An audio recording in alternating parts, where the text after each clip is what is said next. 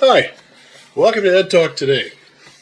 The birth of your first child is a special moment in a family's life, filled with joy and anticipation, and perhaps a little anxiety. This is a very personal story of our son Michael, who was born with non-functioning kidneys. He underwent 21 surgeries, including 2 kidney transplants. And it's also a story about our family and our struggle to keep him alive, to nurture him, and ultimately see him thrive. And the end of our story is a good one. Today, Michael is a thriving, successful, kind and loving, and very talented 38-year-old. But this has been a long journey for Michael and our family, filled with challenges in addition to his health that few might imagine. I've come to believe that the family of a chronically ill or special needs child is in a special club.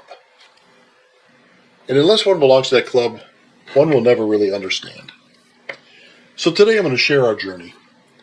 The journey of my dedicated and determined wife, Diane, myself, and the rest of our family. And I hope that by sharing this story, it'll be an inspiration to others in the club and be reassuring, providing hope, optimism, and well, just sort of a bit of camaraderie. If you're in this club, you've got company. So we were married about 3 years when Michael arrived on that sunny winter's day. I was in the delivery room. All was normal for the many months leading up to this day. Many of you have been through that part. The baby is born, happy faces in the room. The nurses prepare the infant and wrap them up tightly and put him or her in its mother's arms. In our case, at the moment of delivery, we quickly realized that our baby was gasping for air. There was something wrong. My wife was denied the chance to hold her baby as Michael was quickly whisked off. To where? We had no idea. But we were assured that everything would be fine. And we sort of had the feeling that whatever was going on would be short-lived and we'd all be going home in a day or two. But soon we learned that he'd be taken by helicopter to a hospital with more advanced neonatal facilities. So we joined that club that day. Several days later, I remember sitting by his little NICU, that's Natal Intensive Care Unit bed, and he was struggling to breathe. He was on a ventilator. We had no idea what was going on until a very serious-looking doctor stopped by to see us. And here's Michael in his first picture, 3 days old. We would soon find out Michael's kidneys had not developed. They were working at only 5% of normal kidney function. He couldn't breathe because his body was retaining toxic waste products that were normally passed through the kidneys and excreted as urine. Well, Michael went on dialysis within days. Dialysis made a big difference. Here he is at 18 days, still in the NICU. He would stay in the hospital for 3 months. I think few of our friends or even relatives expected him to live. Diane and I spent almost all of our time at the hospital. Fortunately, my employer was very compassionate and told me to take as much time as I needed. And he was finally discharged in March, nearly 3 months after his birth. Here's a picture of Diane, Michael, and me on his first day home, March 10th, 1987. Soon our home became a mini hospital as medical supplies and equipment filled Michael's room. He was on home dialysis 24/7. Our goal was to get him to 20 pounds so he could receive an adult kidney transplant. Here's a picture of Diane nursing him. It's about 6 or 8 months into 1987. She got very little sleep that year, tending to him night and day. And here's a picture of Michael at 8 months. Always a happy baby. In 1987, December, Michael received Diane's kidney. Here's Michael the day before the transplant. While she recovered at the hospital across the street, I stood by his NICU bed and watched the first drops of urine drip through a long tube. proof that the kidney was working. We were overjoyed. Michael almost immediately became more active, his skin color healthier, and so on. But many of you, especially those in the club, may realize that this is only chapter 1. A transplant patient requires a lifetime of expensive anti-rejection medicines, for example. Then there are the many related surgeries to sort of correct his body plumbing, if you will. Frequent visits to the clinic, blood tests. He was stuck more time than a pincushion. Every time I give blood for lab work these days, I think about that baby being stuck so many times. They frequently couldn't find a suitable vein. And there are other medicines to regulate blood pressure and more. The medicines had side effects too. Probably because he was fed with a tube through his nose, as you might have seen in the picture, and later a G-tube implanted in his stomach, Michael didn't eat on his own. It's perhaps hard for anyone to comprehend this, but Michael didn't start eating until he was 10 or 11 years old. Although we tried desperately to get him to eat, it was a decade-long struggle to get him to nourish himself. In spite of all he went through, Michael was always a happy child. When he was 3, we were blessed with another child. Michael had a baby brother, Matthew, a wonderful addition to our family. Now, there were 4 of us. You might imagine how Diane and I were anxious about the new child, right up to the time the doctor delivered him and declared him to be a healthy baby. As the years passed, Michael and Matthew developed a typical brother relationship, a wonderful bond that exists to this day. In spite of what members of the club deal with insofar as their primary goal of keeping the child alive, there's another aspect to all this that exacerbates life in the club. The costs, medical issues, health insurance issues. You hate to have to think about these things when the life of your baby is your main concern. Nevertheless, when Michael was born, there were few financial protections for families with chronically ill children. I would guess that many families in the club became financially ruined. In those days, virtually every health insurance policy had lifetime maximums and pre-existing condition limitations. Unless one was super wealthy, a family just couldn't afford the kind of medical care Michael needed. Not just for the 3 months in the NICU at birth, and think about that, that was estimated to be about $1 million, but every day, every month, and every year of his life afterward. As the family financial provider, I had to take all this into account. COBRA became law in 1986, but for the most part, one was sort of indentured to their current employer. If one changed jobs, they almost always faced a 1-year pre-existing clause in their new employer's health plan. As it turned out, 6 months after Michael's transplant, my job was eliminated. 1 year of Michael's care would bankrupt 99% of America's families. COBRA was very expensive and was generally only available for 18 months.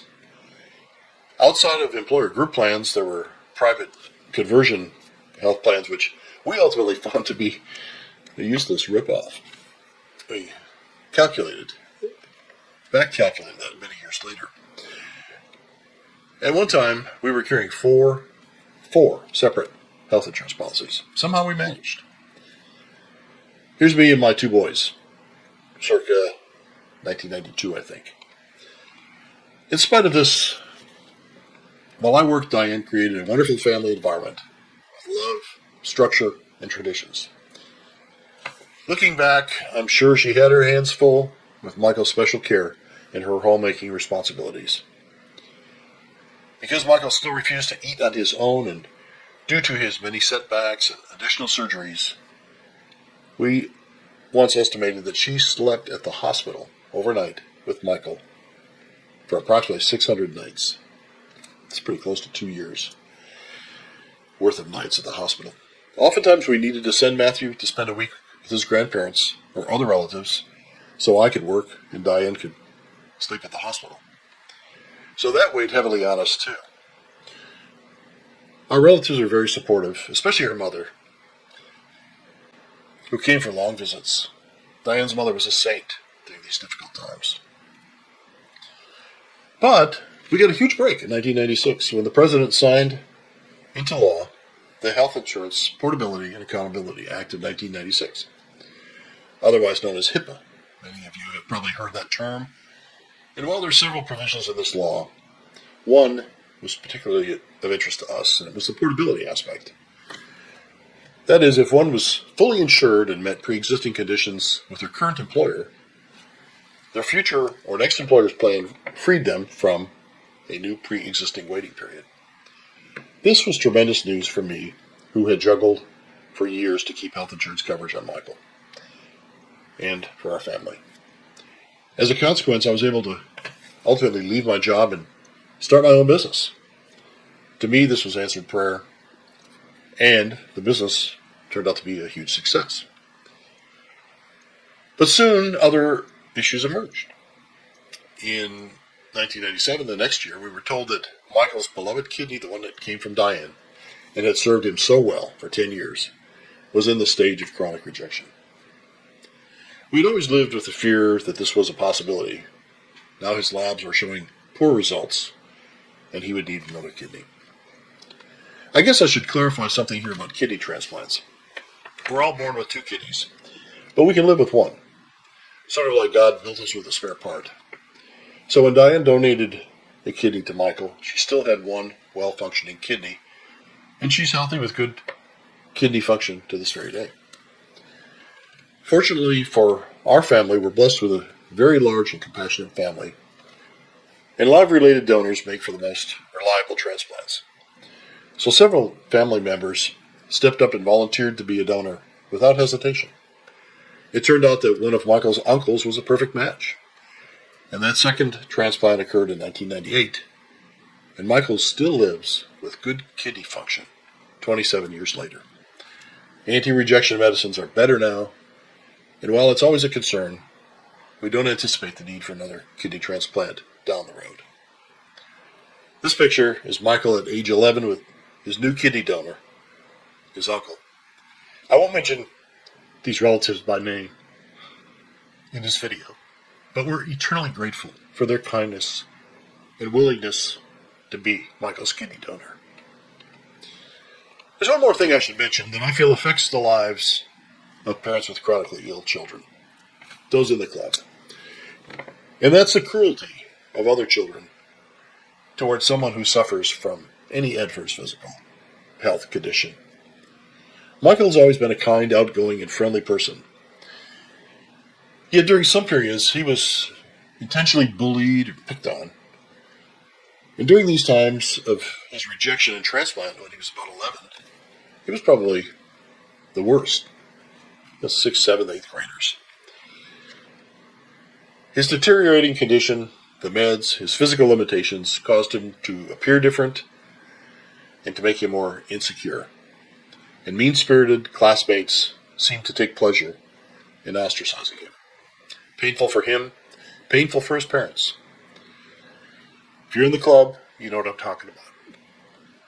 But this kind of cruelty or bullying is uncalled for and can affect the person for many years afterward.